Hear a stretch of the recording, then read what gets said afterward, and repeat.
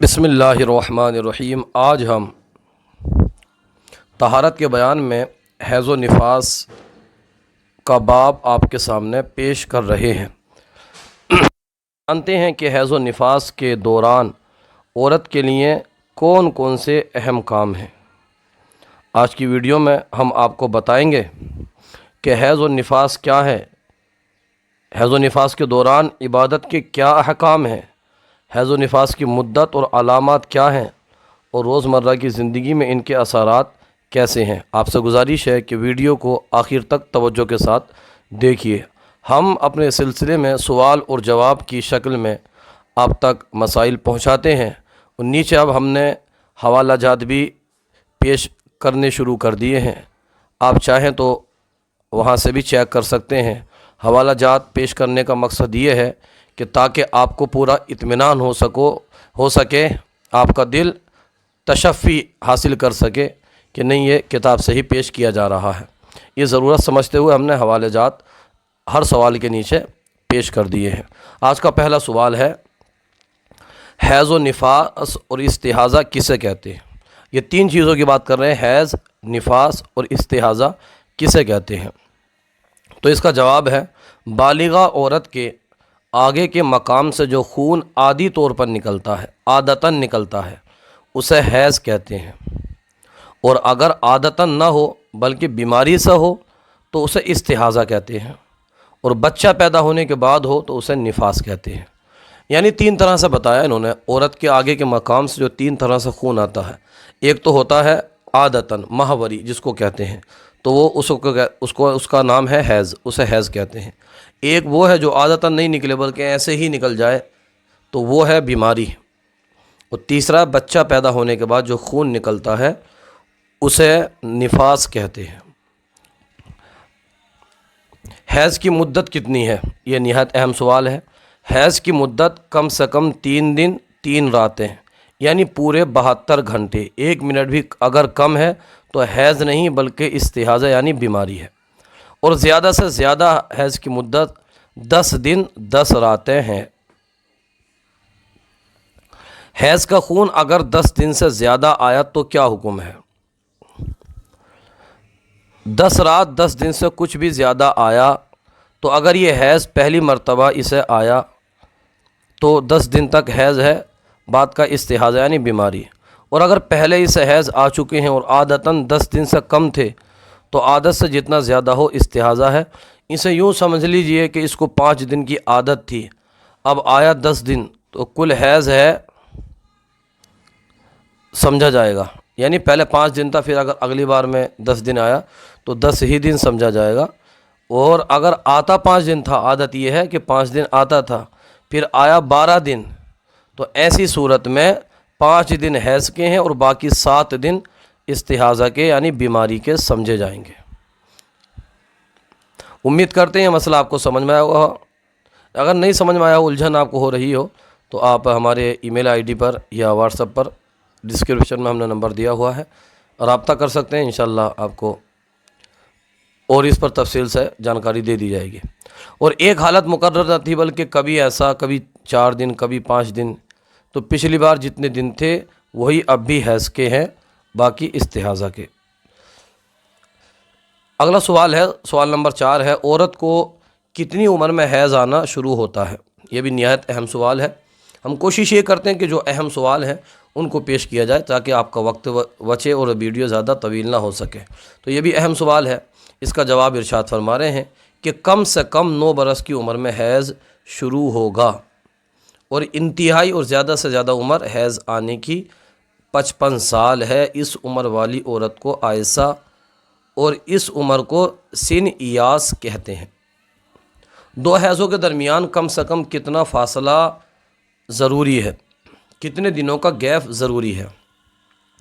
2 حیضوں کے درمیان کم سے کم پورے 15 دن کا فاصلہ ضروری ہے۔ یوں ہی نفاس اور حیض کے درمیان بھی 15 دن کا فاصلہ ضروری ہے۔ تو اگر نفاس ختم ہونے کے بعد 15 دن پورے نہ ہوئے تھے کہ خون آیا تو یہ استحاضہ ہے، یعنی بیماری ہے۔ نفاس کی مدت کتنی ہے؟ بچہ پیدا ہونے کے بعد جو خون آتا ہے اس کو نفاس کہتے ہیں، تو اس کو کہنا ہے اس کی مدت کتنی ہے؟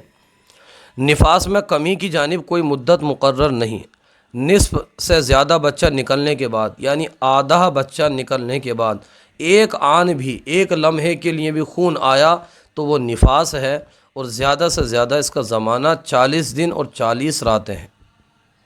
نفاس کی مدت کا شمار اس وقت سے ہوگا کہ آدھے سے زیادہ بچہ نکل آیا۔ حیض و نفاس والی عورت کو کون سے کام منع ہیں، یعنی کون سے کام نہیں کرنے چاہیے؟ نہایت اہم سوال ہے یہ بھی۔ حیض و نفاس والی عورت کو یہ کام کرنا ناجائز اور حرام ہے۔ نمبر 1 نماز پڑھنا، نمبر 2 روزہ رکھنا، نمبر 3 قرآن شریف پڑھنا چاہے دیکھ کے ہو بغیر دیکھا ہو، نمبر 4 قرآن شریف کا چھونا یا کسی آیت کا بھی چھونا یہ بھی ناجائز اور حرام ہے، نمبر 5 مسجد میں داخل ہونا، نمبر 6 طواف کرنا، نمبر 7 ہم بستری کرنا یعنی جماع کرنا۔ یہ کام عورت کو حیض و نفاس کی حالت میں جائز نہیں ہے۔ 8 نمبر کا سوال ہے، ان دنوں میں جو نمازیں روزے چھوٹے کیا بعد میں ان کی قضا کرنی پڑے گی؟ یعنی حیض و نفاس کی حالت میں جو روزے چھوٹے، جو نمازیں چھوٹی تو کیا ان کی قضا کرنی پڑے گی؟ جواب ارشاد فرما رہے ہیں ان دنوں میں نمازیں معاف ہیں، ان دنوں میں جو نمازیں چھوٹی ہیں ان کی قضا بھی نہیں ہے اور وہ معاف ہے۔ البتہ روزوں کی قضا ہے، یعنی ان دنوں میں نہیں رکھے گی اور دنوں میں روزے رکھنا اس پر فرض ہے۔ جب حالت صحیح ہو جائے، نفاس ختم ہو جائے، حیض سے فراغت پالے، نہ دھونے کے بعد میں روزے بھی رکھنے پڑیں گے، لیکن نماز کی قضا نہیں ہے، نماز معاف ہے۔ حیض و نفاس والی عورت کون سے کام کر سکتی ہے، یعنی کون سے کار خیر ہیں، کون سے نیک کام ہیں جو وہ کر سکتی ہے؟ تو یہاں پر جواب ارشاد فرما رہے ہیں حیض و نفاس والی عورت یہ کام کر سکتی ہے، قرآن مجید کے علاوہ اور تمام اذکار، کلمہ شریف، درود شریف وغیرہ پڑھ سکتی ہے، بلا کراہت جائز ہے بلکہ مستحب ہے، اور ان چیزوں کو وضو یا کلی کر کے پڑھنا بہتر ہے، ویسے بھی پڑھ لیا جائے جب بھی حرج نہیں ہے، اور ان کے چھونے میں بھی حرج نہیں۔ جزدان میں قرآن مجید ہو تو جزدان کے چھونے میں حرج نہیں ہے۔ اگر کوئی معلمہ ہیں، بچے پڑھاتی ہیں، تو حیض یا نفاس ہو تو ایک ایک کلمہ سانس توڑ کر پڑھائیں، اور ہجے کرانے میں کوئی حرج نہیں ہے۔ یعنی کوئی معلمہ تو ان کو یہ ترکیب ہے کہ ایسی حالت میں وہ کلمہ توڑ کے، ایک کلمہ الگ الگ سانس توڑ کے پڑھائیں، اور ہجے اگر کراتی ہیں تو کوئی حرج نہیں۔ سوال نمبر 10 ہے، حیض و نفاس میں عورت کو 40 دن سے کم دنوں میں خون بند ہو گیا، حالت نفاس میں، حیض و نفاس نہیں، حالت نفاس میں، یعنی بچہ پیدا ہونے کے بعد عورت کو اگر 40 دنوں سے پہلے خون بند ہو گیا تو کیا نماز روزہ کرے گی، یعنی نماز پڑھے گی، روزہ رکھے گی؟ یہ بھی نہایت اہم سوال ہے۔ تو اس کا جواب ارشاد فرما رہے ہیں کہ عورتوں میں یہ رواج ہے کہ جب تک چلہ نہ پورا ہو لے، اگرچہ نفاس ختم ہو لیا ہو، نماز نہیں پڑھتی، نہ اپنے آپ کو نماز کے قابل جانتی ہیں۔ یہ محض جہالت ہے۔